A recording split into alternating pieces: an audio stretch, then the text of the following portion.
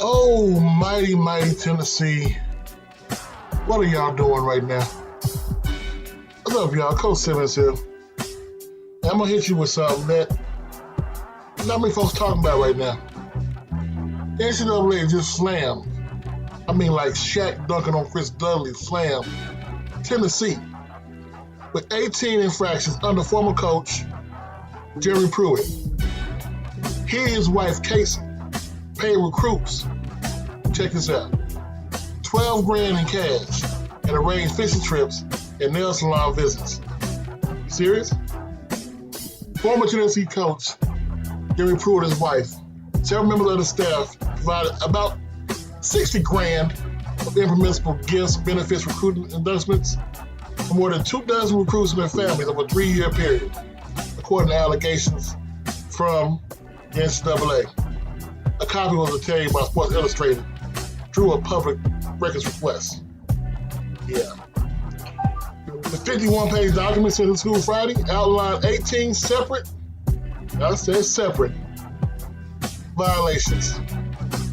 Most egregious of allegations, Pruitt and his staff hosted at least 6 prospects and their families on 9 weekend unofficial visits during the year-long dead period, providing them with lodging, meals, transportation, household goods, even furniture. A total of 12 grand. Pruitt himself was charged of making cash payments of $3,000 and $6 grand, respectively, to prospects' mamas. The first for assisted medical bills, the other for a down payment on the car. Damn. In all, Pruitt and 7 staff members were charged with committed violations. All were fired in January 2021. The 9th person charged with violations, Pruitt's wife, Casey, allegedly made cash payments of at least $13,000 to recruits and their families. She once worked in the NCAA Rules Compliance Office for Troy University in her alma mater, Florida State. As many as 12 athletes received benefits, played in 60 games. They played while ineligible. People.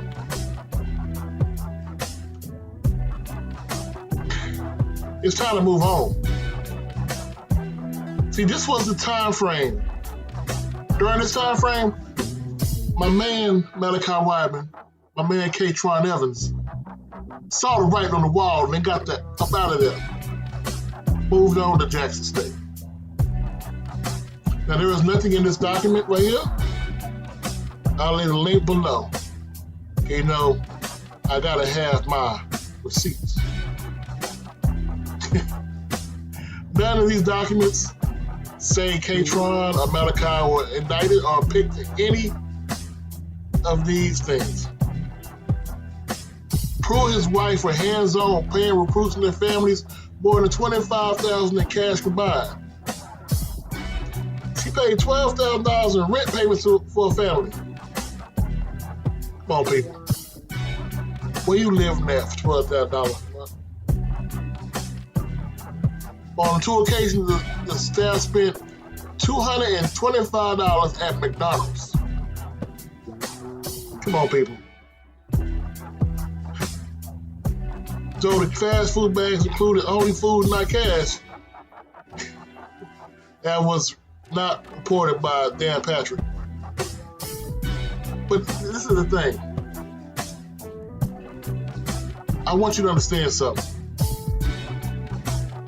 All this does right now, it fuels the fire. These kids have been getting fake, pimped out, whatever you want to call it, for years by the SEC, man. They've been getting bought, purchased by the SEC, man. So what does that mean? Maybe it's time, if that's all even, because trust me, it's all gonna come out eventually. But now that the laws are even, maybe it's time they come home. Now, I'm not saying one in particular. I'm not saying go to Jackson State, go to Grambling, go to FAMU, go to Southern. Hell, go to Morgan State, go to SC State, go to North Carolina A&T, go to Tennessee State. It's down the street. But these kids, now that everything's even, and they know that you're not gonna just be a number. A number.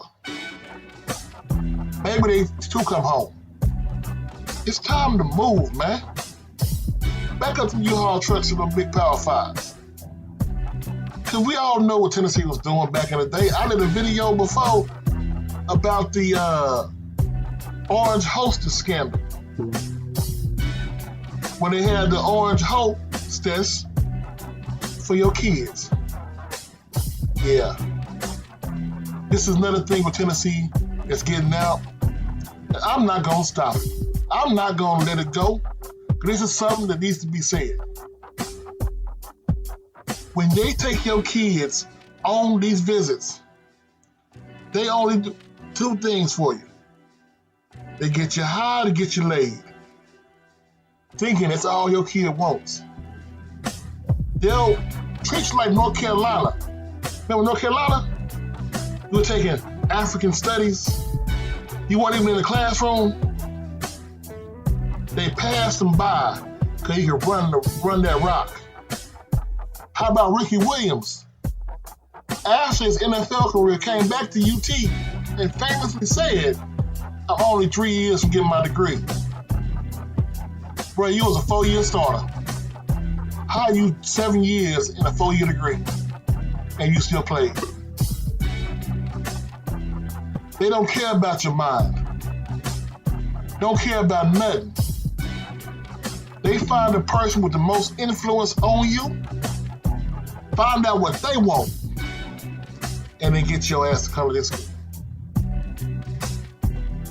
Now that the curtains are being pulled, now the NIL's out there, and we got different avenues. Kids can have their own YouTube show. You ain't got to go to somebody and give you an interview on YouTube. Hell, do your own thing. Make your own bread. You can get Instagram followers now. These drawings started the whole thing with him setting the path, getting paid off of his story, his life. That's why the SEC and these Power 5 schools are fighting to end that. If they can pay you under the table, if they can get some little girl named Becky give you some neck, they figure they got you. If you don't listen to them, you disobey. Remember Sean Oakman? Yeah. It's time to come back. And we do understand that enrollment in HBCUs have went from 8% African American to 18% in the last 3 years. That's pre-prime and after prime. I'm not saying prime nothing to do with it. I believe it was all George Floyd. But the recruits have got to come back home. It's time to let them boys go. They say you nothing but a number. Roll up into Tennessee. They have an all-pale team. See what happens. Coach Simmons and I am out.